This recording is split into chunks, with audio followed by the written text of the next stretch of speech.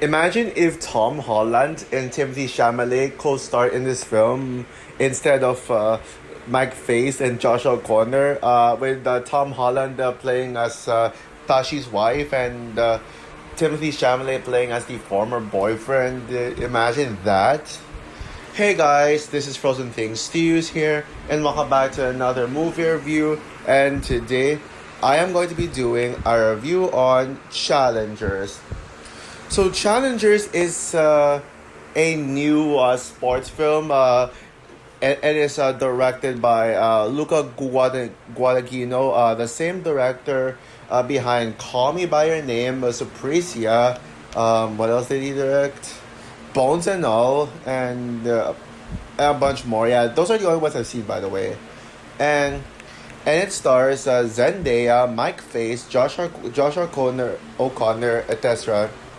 And so, Challengers tells the story of Tashi, a tennis player turned coach who is married to one of her two boyfriends, Art. So yeah, and she turns Art into a into the greatest tennis player ever, and while Art faces off against his best friend and Tashi's, well, quote unquote best friend, and Tashi's former Patrick Zwig. So yeah, during their throughout the course of their challenge together, there are multiple flashbacks going in depth with their characters. So basically, they were both Art and Patrick are actually a gay couple, and their partners in tennis doubles. Yeah, their love actually comes from them just winning the tennis doubles together, and they meet they have a crush on a female tennis player, Tashi, who at the time was a straight up tennis player. And so yeah, they both the three of them formed a love triangle together. At first, Tashi's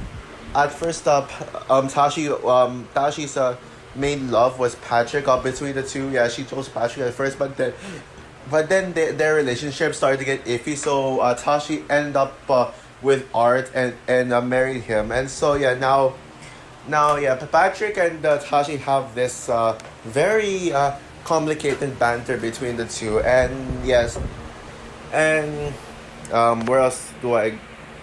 Wait, sorry, I'm lost. Yeah, they have this complicated banter between the two, and yeah, they pretty much must sort out their toxic relationship with each other, while Art must keep his relationship with Tashi afloat. Oh yeah, and also yeah, Tashi retires from tennis because she got injured during a game and she couldn't really take it anymore. So she decides to help Art win. So that's the plot. So yeah, now Challengers was one of my most anticipated movies of the year. Yeah, that first trailer really hooked me. Yeah, I absolutely love that first trailer. It really, yeah, got me immediately sold throughout this.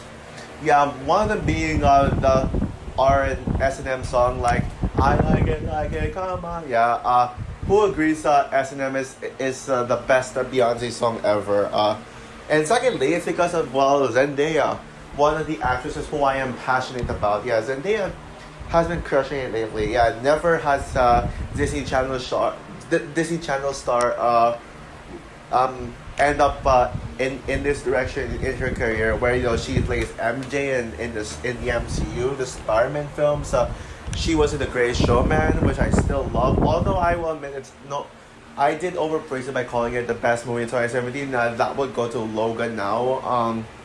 But Greatest Showman would still be in my best movies of 2017 list. Yeah, The Greatest Showman is. And then she was in Euphoria, which many people consider to be her best performance. But I think her best performance is Chani and June Part 2. I mean, yeah, Part 1 she was great, but Part 2 is where she truly shined. Yeah, and we just got to Part 2 earlier this year, and everyone knows that Dune Part 2 is not only my favorite movie of the year, but the best movie of the year, objectively. So, yeah. So yeah, and I started to get more and more hyped the more I think about this film. Yeah, and this was actually my most anticipated movie of this entire month. Yeah, even over films like Abigail, Civil War, or Monkey Man. Yeah, this was the one. And April 2024 has been on a freaking roll lately. Yeah, so yeah. Today I saw Challengers and oh yeah, before I get into it, I want to talk a bit about Luca Guadagnino. Yeah, I'm gonna give my thoughts on him as a director. He's a great director, a great Oscar contended Oscar bait director, but he's nowhere near my favorites. I mean, Call Me by Your Name. Call Me by Your Name. Although I need to look back at the film, is amazing. Yeah, I absolutely love Call Me by Your Name, especially yeah, it's one of the best LGBTQ romance movies. And it has Timothy Chalamet, who is probably my second favorite actor of all time. Second only right behind Leonardo DiCaprio. Yeah, I know. I think I said. I'm not sure if I said that Timothy Chalamet is my favorite actor. It's really hard to choose my favorite actor, but I'm going with the cliche pick and say Leonardo DiCaprio is my favorite actor. Honestly, yeah, and okay, where was I? Yeah, Call Me by Your Name, and honestly, I'm gonna say it's a better LGBTQ, it's a better gay movie than Brokeback Mountain. Honestly, yeah, kind of hot take there. Um, I don't like Supricia, just another soulless remake. It tries way too hard to be Oscar bait but fails. Bones Unknown was solid, I guess it was good, but yeah. What else? And wait, there was an. I think I'm missing another film he did. Oh, actually, yeah. I think that's everything. So yeah, but okay, yeah. Now we get to my thoughts on Challengers. Now, yeah, what do I think of this film? Well, I gotta say, after seeing Challengers, here are my thoughts on the film. And I gotta say, Rocky, Get Off the Ring. Same with the Creed trilogy and the Creed trilogy and the Creed trilogy, Million Dollar Baby, Get Off the Ring too. Same with and The Blind Side, Get Off the Football Field. Because Challengers is now officially my favorite sports movie of all time. Yeah. Initially, Million Dollar Baby took the crown as my favorite sports movie of all time. Yeah, Million Dollar Baby is such a freaking masterpiece, man. Yeah, and Million Dollar Baby. That was it's not only my favorite boxing movie. It's not only my former favorite sports movie, but it's also my favorite Clint Eastwood movie. That's also my favorite Clint Eastwood movie as well. So yeah, but yeah, Million Dollar Baby may still be objectively the best sports movie, but Challengers comes in to say, hold my beer, because man, this movie is phenomenal. I love this movie to no end. Obviously, this is of course the best, of freaking course, the best Luca Guadagnino movie. That's honestly obvious. Like, even going in, I knew this was going to be the best Luca Guadagnino movie, but I was also sort of anticipating this to be my favorite sports movie, dethroning Million Dollar Baby, or at the very least, the best sports movie since Million Dollar Baby. But no, it surpasses Million Dollar Baby as my favorite sports movie. Yeah, how is that even possible? Oh well, it was possible because, I mean, it's a Luca Guadagnino film with Zendaya, and it's a straight drama film. What's some more to love about this one? So yeah, and I gotta say, yeah, this is now my second favorite movie of 2024 so far. Second only behind Dune Part 2, and yeah, man, April has been on a roll lately. Throughout throughout these past few months, we barely got any top tier 2024 movies like that could reach the same level as Dune Part 2. As much as I love Miller's Girl and Lisa Frankenstein, there are no Dune Part 2 certainly. But then came April, where we got films like Monkey Man, Civil War, Abigail, and now Challengers. Yeah, and even like in May as well. Next month we're getting bangers like the Fall Guy, King of the Planet of the Apes, and Furiosa. Yeah, that really shows how much potential there is for for this year. I am not sure how the second half will go, despite films like Beetlejuice, Moana 2, Gladiator 2 will like. I'm sure I'm gonna love them, but I I mean, I highly doubt the second half of the year will be as good as the first year. Looking at them, and people say this year was going to be one of the worst years for movies. People say this year was going to be empty, and that Dune Part Two was going to be the only memorable movie this year. Oh well, you all are eating your words right now because the Challengers just proves how good this year's doing so far. Now I don't see it topping 2023, but yeah, it is what it is. 2023 is just good. 2023 is just a whole new level for movie years. But anyways, yeah, what do I love about Challenger specifically, and what makes this the best sports movie of all time? Well, let's get into this one. Okay, first I gotta get the best aspect out of the way right now. Zendaya, holy shit, Zendaya takes her career to a whole new level.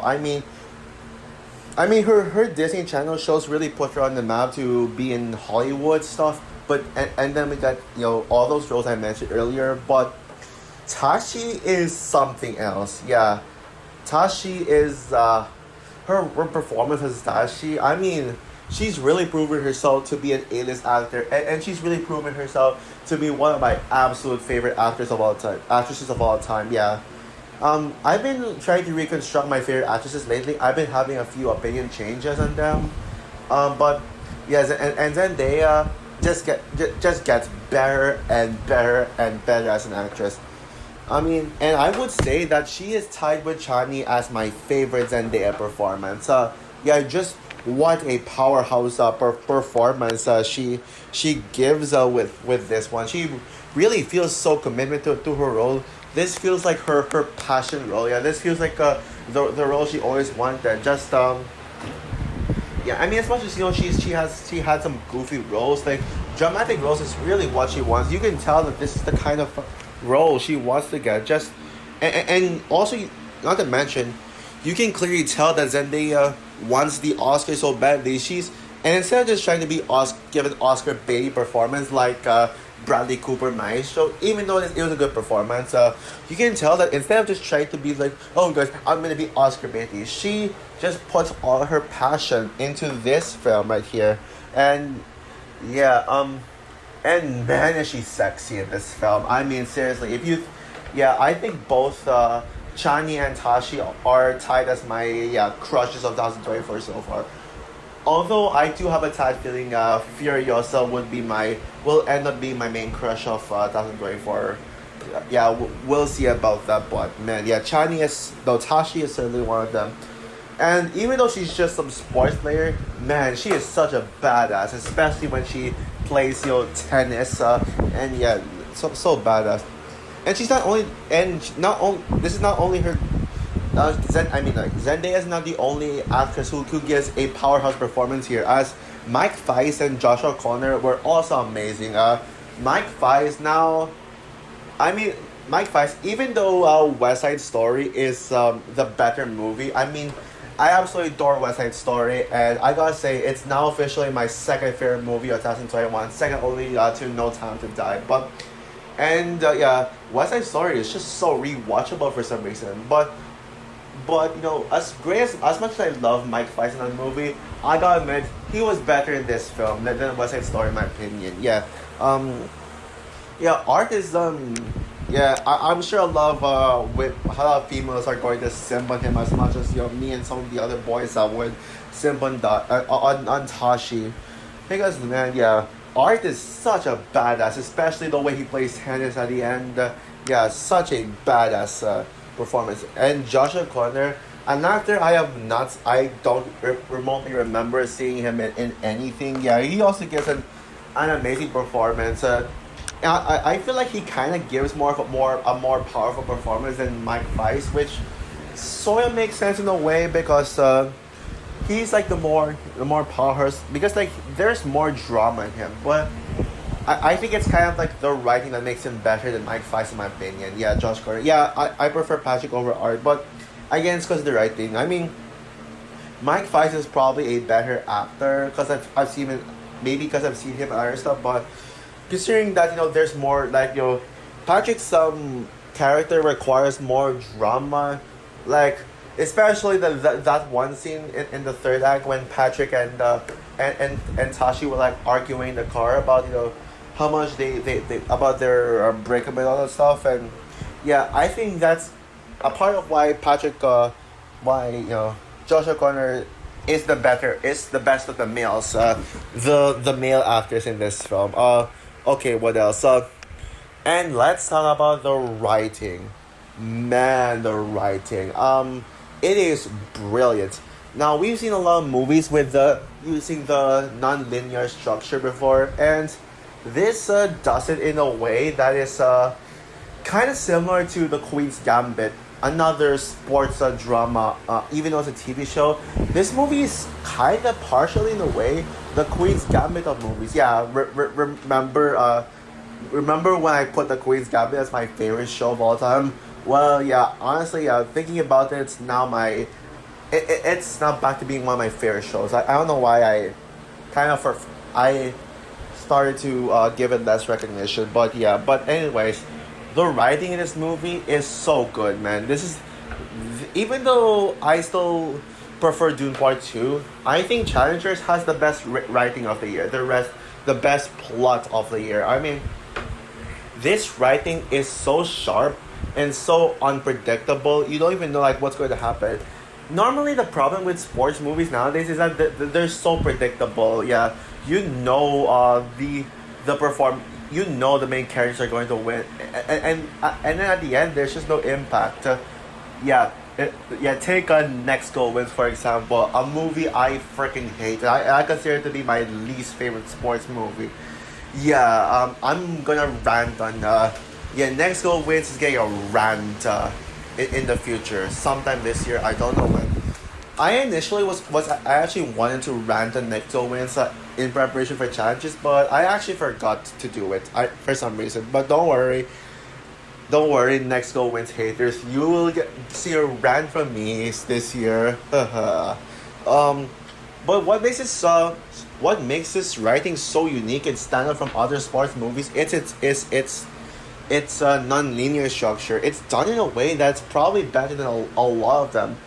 Well, maybe outside of Christopher Nolan. I mean, Christopher Nolan is the king of non-linear storytellings, but outside Nolan, I think this one is the next best non-linear structured storytelling. The way that they go back and forth between present and past, and the way that the scenes just intertwine with each other, like the film started off with the supposed climax between the climax tennis game between Art and Patrick, and then it just goes to a different timeline, like a past their younger selves, where basically they play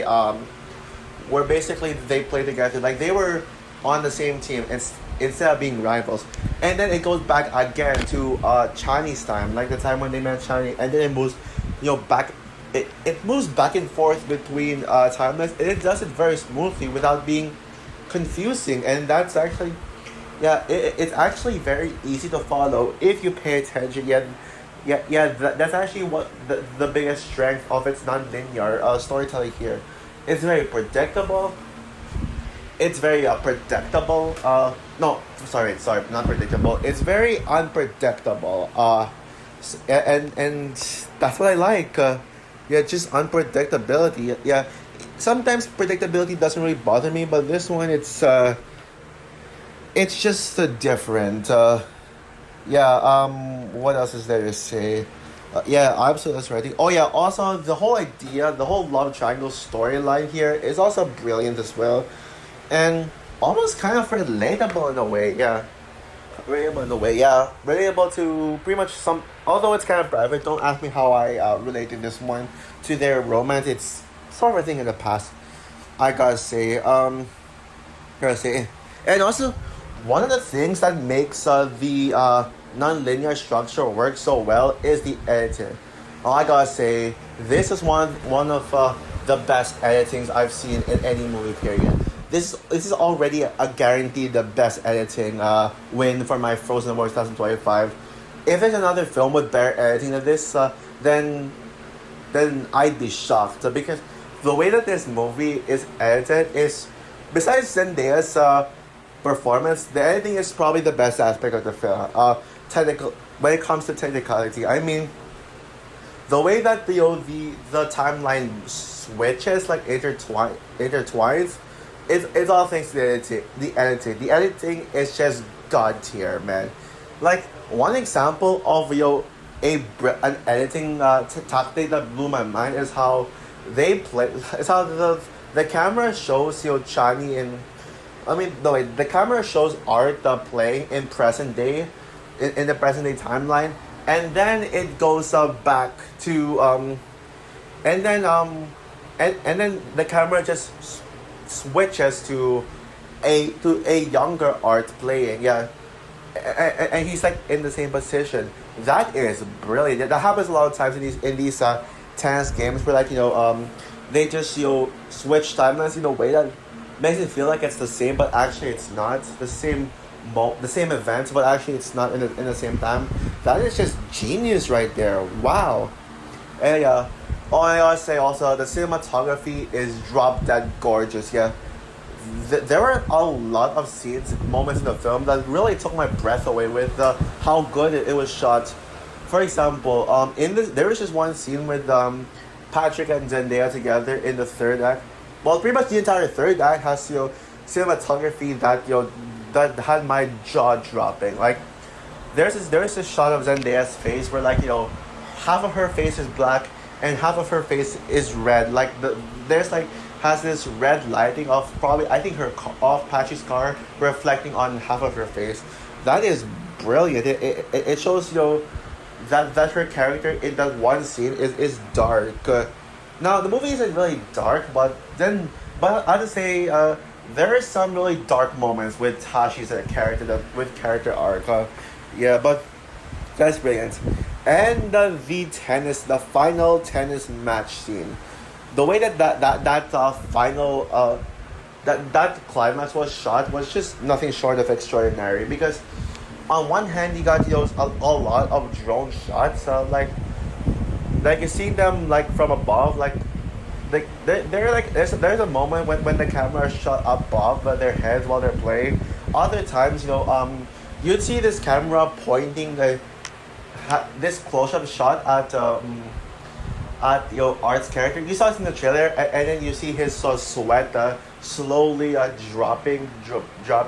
And by the way, the use of the slow-mo shots is brilliant.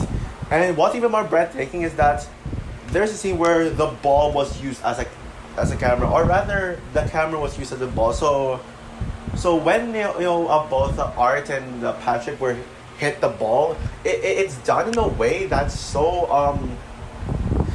like the camera is moving like the ball, so you feel like it makes the audiences feel like they're the ball. That is just genius right there. Like just so many decisions with the cinematography. Yeah, I don't know the cinematographer's name, but man, I want to give him a round of applause for this. Yeah, the final tennis match was beyond intense. It Besides the gorgeous cinematography, it was just so exciting. It got my heart was pounding. My heart was pounding. It left me on the edge of my seat, like on the very edge of my seat, and all of a sudden made me want to cheer at the end. Yeah, yeah.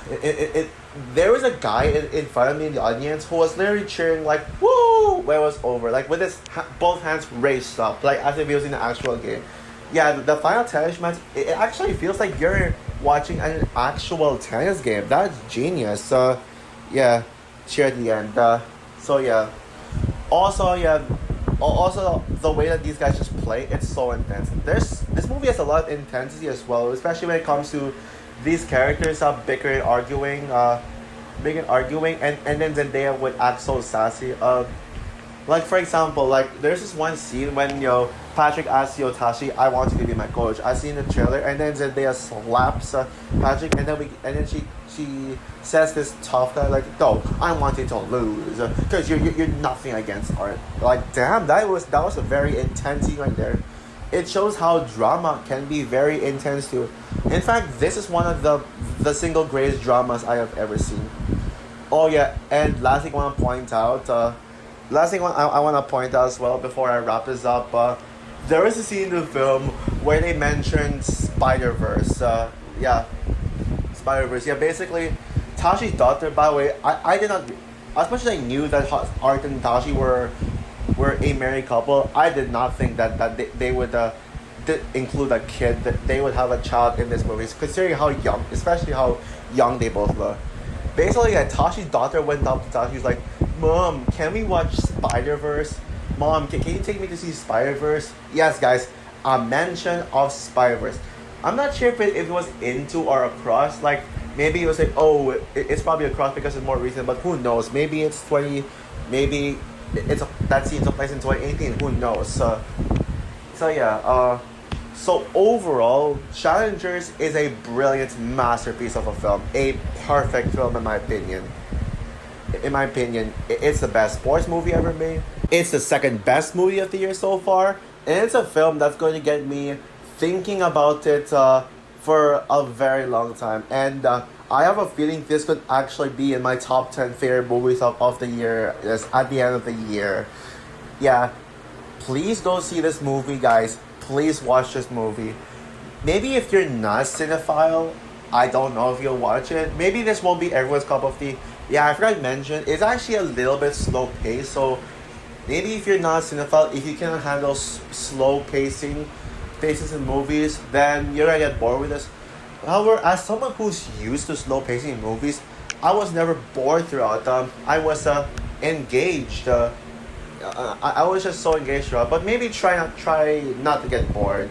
It's a slow film, but don't worry though. There are some fast paced moments too in the film, especially with the tennis games, and there are a lot of tennis moments in this. So yeah.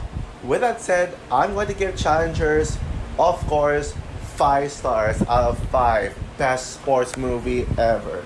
Yeah, this movie made me want to love tennis. Yeah, I actually played tennis back in 2017, but I haven't played tennis ever since then. So also for my review of Challengers, what have you seen this film yet? If yes, what are your thoughts on the film? Who agrees with me that this is the best sports movie ever made? Period. Comment down below, like, subscribe, hit the notification bell, and stay tuned for a mini review series of some other April 2024 movies I checked out. So yeah, bye guys.